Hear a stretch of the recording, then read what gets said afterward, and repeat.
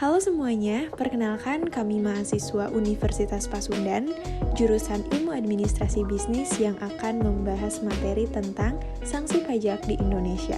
Kami beranggotakan 4 orang, yaitu Dela Aulia, Siva Sukmawati, Sarah Zahira, dan Fiona Fratiwi. Sanksi pajak merupakan jaminan bahwa ketentuan peraturan perundang-undangan perpajakan atau norma perpajakan akan dituruti dan dipatuhi. Dengan kata lain, sanksi pajak ini merupakan alat pencegah agar wajib pajak tidak melanggar norma perpajakan. Oleh sebab itu, untuk menghindari sanksi pajak, kita harus mengetahui apa saja kesalahan yang dapat menimbulkan sanksi pajak. Yang pertama, lupa tanggal pembayaran dan pelaporan pajak. Yang kedua, menunda pembayaran pajak. Dan ketiga, menyembunyikan data. Sanksi pajak berupa denda ditujukan kepada pelanggaran yang berhubungan dengan kewajiban pelaporan.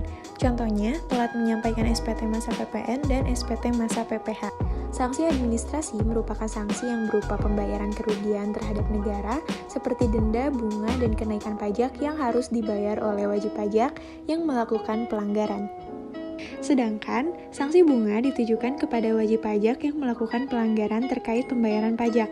Contohnya seperti keterlambatan pembayaran pajak masa tahunan, kekurangan pajak akibat penundaan SPT, dan mengangsur atau menunda pajak. Masing-masingnya akan dikenakan sanksi pajak berupa bunga senilai 2% per bulan dari jumlah pajak yang terutang. Sanksi kenaikan pajak. Sanksi kenaikan pajak ini berupa kenaikan jumlah pajak yang harus dibayar. Penyebabnya bisa karena adanya pemalsuan data seperti meminimalkan jumlah pendapatan pada SPT setelah lewat 2 tahun sebelum terbitnya SKP. Sanksi kenaikan ini juga besarannya adalah 50% dari pajak yang kurang dibayar. Sanksi pajak yang berupa denda itu ditujukan kepada pelanggaran yang berhubungan dengan kewajiban pelaporan. Contohnya seperti telat menyampaikan SPT masa PPN dan SPT masa PPH. Sanksi pidana pajak. Sanksi pidana merupakan pelanggaran yang dilakukan berkali-kali oleh wajib pajak dan pelanggarannya sangat berat sehingga cenderung merugikan pendapatan negara. Sanksi pajak berupa pidana penjara diberikan kepada pihak yang melakukan tindakan kejahatan. Pidana penjara ini diancamkan kepada wajib pajak ataupun petugas pajak yang melakukan tindakan kejahatan yang merugikan negara.